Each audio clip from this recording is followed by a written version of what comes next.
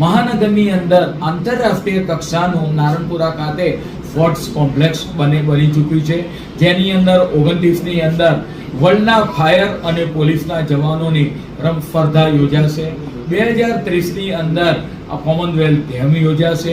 એવી રીતે અલગ અલગ રમતો અને લોકો રમત પ્રત્યે રુચિ વધે એ રાતે મહાનગરપાલિકા દ્વારા અલગ અલગ એક્શન લેવામાં આવી રહ્યા છે। 4 ક્રિકેટના ગ્રાઉન્ડ તૈયાર કરવામાં આવ્યા છે, 11નું પ્લાનિંગ હેઠળ છે।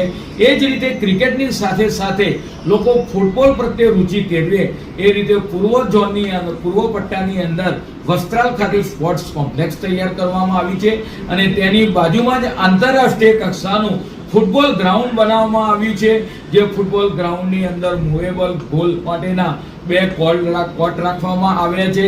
સમગ્ર ગ્રાઉન્ડને આપણે વાત કરીએ કે સ્પ્રિંકલરની મદદથી ત્યાં આગળ લોન ઉગાડવામાં આવી છે અને બાજુમાં સિન્ટર ટ્રેક દોડી શકાય એ માટેનું આયોજન છે।